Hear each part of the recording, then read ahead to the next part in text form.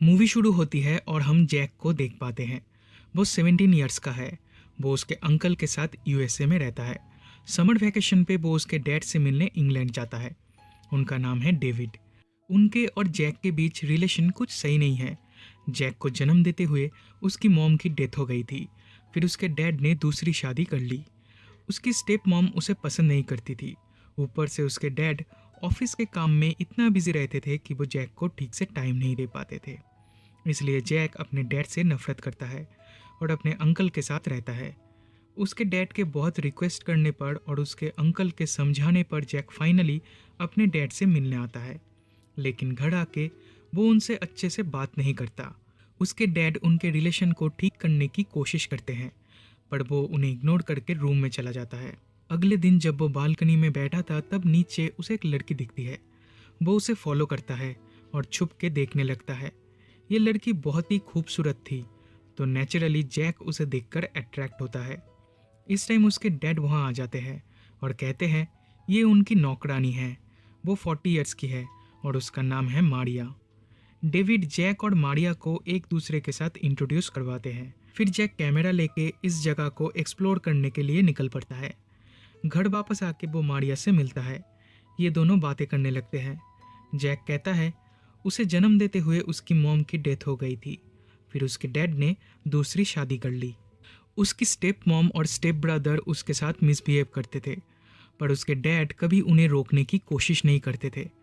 वो हमेशा काम में बिजी रहते थे, इसलिए वो उसके डैड से नफरत करता है। अगले दिन फिर से वो घूमने निकलता है। तब एक लड़की आके उससे बात करने लगती है। वो ओपनली जैक के साथ फ्लर्ट करती है। इस टाइम मारिया उधर से गुजरती है और जैक को देखकर स्माइल करके चली जाती है। जैक उस लड़की के साथ ऑकवर्ड फील करता है, इसलिए उसे इग्नोर करके घर चला आता है। घर आके वो चुपके से मारिया की फ़ोटो लेता है। देन किचन में जाके उससे मिलता है। मारिया उस लड़की के बारे में पूछती है, तो जैक कहता है वो उस लड़की को नहीं जानता, उसे तो उसका नाम तक नहीं पता। तब मारिया कहती है तुम्हें उस लड़की के साथ थोड़ा और टाइम स्पेंड करना चाहिए था, तुम बहुत जल्दी घर आ गए। जैक कहता है वो थोड़ा शर्मिला टाइप का है, इसलिए लड़कियों के साथ बात करने में हेजिटेट फील करता है। मारिया पूछती है तो तुम मेरे से बात करने में हेजिटेट फील नहीं करते? जैक कहता है नहीं, तुम सबसे अलग हो। देन लंच करते टाइम जैक कहता है इस घर में आने से पहले वो सोचता था वो कैसे यहाँ पे रह पाएगा, वो किससे बात करेगा, क्योंकि उसके डैड से वो बात नहीं करता। थैंक गॉड यहाँ पे मारिया है। वो मारिया के साथ बहुत कंफर्टेबल फील करता है। ये सुन के मारिया शर्मा जाती है। फिर जैक उसकी मॉम की फ़ोटो उसे दिखा के कहता है तुम मेरी मॉम की तरह दिखती हो। मारिया कहती है नहीं, वो मेरे से बहुत ज़्यादा खूबसूरत थी। अब मारिया भी उसके साथ फ्रैंक होने लगती है और अपने पास्ट के बारे में उसे बताती है। मारिया कहती है वो जब 16 ईयर्स की थी तब वो प्रेग्नेंट हो गई थी, लेकिन उसका बॉयफ्रेंड उसे इस हालत में छोड़कर चला गया था। मारिया अपने पेरेंट्स से इस बात को छुपाना चाहती थी, पर उन्हें पता चल गया था। वो लोग एक छोटे टाउन में रहते थे। उधर ये सब बात बहुत जल्दी फैलता है। मारिया के बारे में सबको पता चल गया था, इसलिए उसकी बहुत बदनामी भी हुई थी। इतनी प्रॉब्लम्स रहते हुए भी मारिया ने उस बच्चे को जन्म दिया था। उसे एक बेटा हुआ था, पर अब वो मारिया के साथ नहीं रहता। लास्ट ईयर उसके डैड भी मारे गए। उसकी मॉम अभी भी उनके पुराने घर में रहती है। मारिया इधर रेंट पे रहती है और काम करती है। धीरे धीरे जैक और मारिया एक दूसरे के करीब आने लगते हैं। दूसरी तरफ डेविड जैक से बात करके उनका रिलेशन ठीक करने की कोशिश करता है, पर काम में बिजी होने के कारण से वो उसे ठीक से टाइम नहीं दे पाता, इसलिए जैक उन पे गुस्सा करने लगता है। अगले दिन ऑफिस के काम से वो सिटी से बाहर जाते हैं और मारिया को जैक का ख्याल रखने के लिए कहते हैं। मारिया डिनर बना के जैक को बुलाती है, पर जैक कहता है उसे अभी भूख नहीं लगा है। फिर ये दोनों टीवी देखने लगते हैं और तब मारिया उससे कहती है तुम्हारे डैड तुमसे बहुत प्यार करते हैं, वो हमेशा तुम्हारे बारे में मुझसे बात करते हैं, तुम्हें उनके साथ अच्छे से बात करनी चाहिए। लेकिन डेविड उसकी बात नहीं सुनता और अपने रूम में चला जाता है। रात में सोते टाइम मारिया की फ़ोटो देखकर वो मास्टरबेट करने लगता है। अगले दिन मारिया मार्केट से घर आ रही थी, तब उसका एक्स बॉयफ्रेंड उसके सामने आ जाता है। कॉफ़ी पिलाने वो उसे डेविड के घर ले आती है। तभी ये दोनों बातें करते हैं और जैक छुप के उनकी बातें सुनता है। मारिया का एक्स बॉयफ्रेंड कहता है वो अभी भी मारिया से प्यार करता है और अगर मारिया चाहे तो वो दोनों फिर से एक साथ रह सकते हैं, पर मारिया उसे मना कर देती है और वो यहाँ से चला जाता है। फिर जब मारिया कुकिंग कर रही थी तब जैक उधर आता है और कहता है आज उसका बर्थडे है। वो उससे गिफ्ट मांगता है। तब मारिया पूछती है उसे क्या गिफ्ट चाहिए। तब जैक कहता है वो उसे टच करना चाहता है, उसे किस करना चाहता है। ये सुन के मारिया शॉक्ड हो जाती है। वो कहती है ये नहीं हो सकता और तुम अभी भी बच्चे हो। तब जैक कहता है आज वो 18 ईयर्स का हो गया है, अब वो एडल्ट हो चुका है। ये कह के वो मारिया को टच करने लगता है। तब मारिया उसे स्लैप करती है। इस टाइम डोर पे कोई नॉक करता है। मारिया जाके देखती तो उधर वो लड़की आई थी जो जैक को मिली थी। मारिया के ऊपर गुस्सा करके जैक उसके साथ घूमने जाता है। जैक कहता है आज उसका बर्थडे है पर आज उसे कुछ गिफ्ट नहीं मिला। तब वो लड़की कहती है वो उसे ऐसा गिफ्ट दे सकती है जो उसे कोई नहीं देगा। उसके मॉम डैड घर पे नहीं है, घर पूरा खाली है, वो लोग उसके घर जाके एंजॉय कर सकते हैं। ये कह के वो जैक के साथ फ्लर्ट करने लगती है, लेकिन जैक उसे इग्नोर करके घर चला आता है। घर आके देखता है मारिया रो रही है। तब वो उसके पास जाके उससे बात करने लगता है।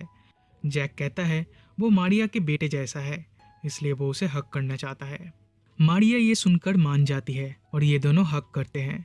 तब जैक फिर से उसे टच करने लगता है और मारिया इस बार उसे नहीं रोकती। उसे भी अब अच्छा लगने लगा है। दोनों इंटीमेट होने ही वाले थे कि तभी मारिया उसे रोकती है और वहाँ से उठ के चली जाती है। जैक भी उसके पीछे जाता है।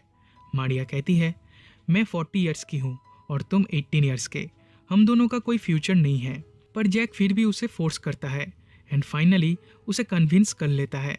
फिर दोनों यहाँ पे इंटीमेट होते हैं। इसके बाद मारिया फिर से उसे समझाती है।